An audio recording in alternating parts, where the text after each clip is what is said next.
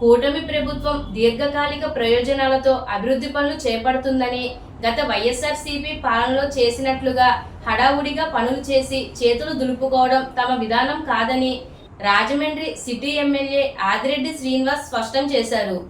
ఈ సందర్భంగా ఈరోజు టీడీపీ నాయకులతో కలిసి ఆయన 32 లక్షలతో శీలం నూకరాజు కళ్యాణ మండపం వద్ద రోడ్డు నిర్మాణానికి శంకుస్థాపన చేశారు.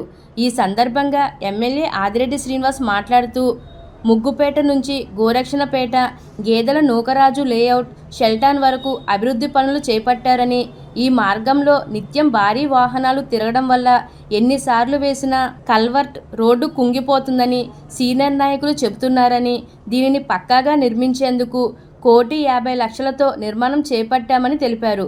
ఈ కార్యక్రమంలో నాయకులు కాశీ నవీన్ కుమార్, వర్రే శ్రీనివాస్, మజ్జి రాంబాబు, కిలపర్తి శ్రీను, ఉప్పులూరి విశ్వనాథ్, కోకోనట్ శ్రీను, చెల్లుబైన సూర్యనారాయణమూర్తి, శ్రీలత, కప్పల వెలుగు కుమారి, రాయి అప్పన్నబాబు, దాస్యం ప్రసాద్, సలాది ఆనంద్, అడారి లక్ష్మీనారాయణ, రఫీక్ రాజా, వై దేవిప్రసాద్, శ్రీనివాస్, శివారెడ్డి, చేపల చిన్నరాజు, వానపల్లి శ్రీనివాస్, నగరపాలక సంస్థ అధికారులు తదితరులు పాల్గొన్నారు.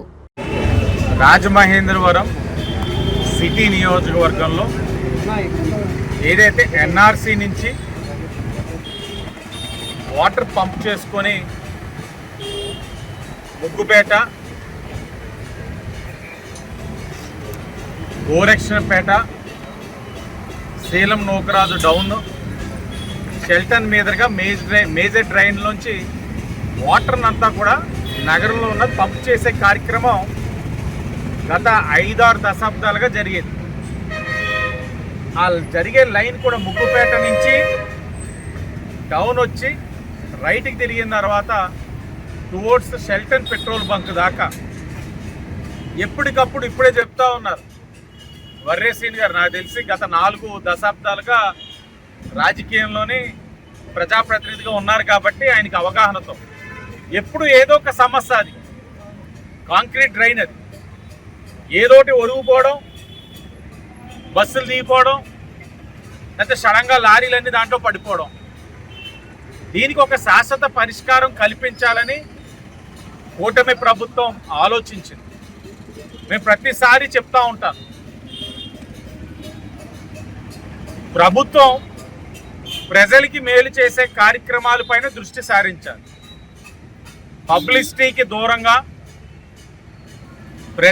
ప్రజలకి మేలు చేసే కార్యక్రమాలు, ఆ కార్యక్రమాలు చేస్తున్నప్పుడు ప్రజలకు కాస్త ఇబ్బంది కలుగుతుంది.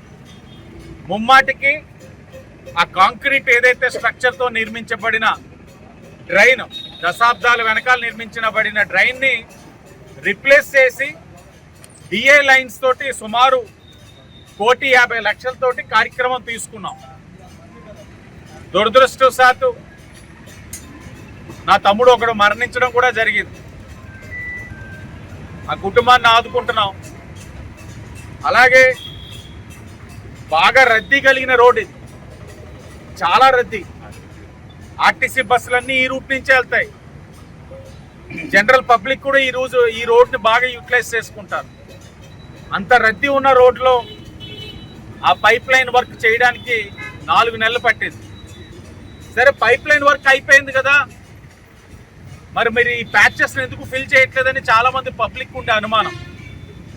వాస్తవంగా మీతో పాటు నాకు కూడా అదే అనుమానం ఉంది.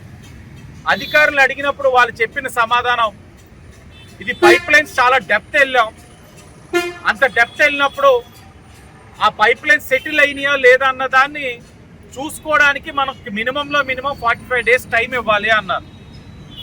45 డేస్ టైం ఇస్తే ఆ పైప్ లైన్స్ అన్ని సెటిల్ అయినాయా లేదా అన్నది చూడాలి.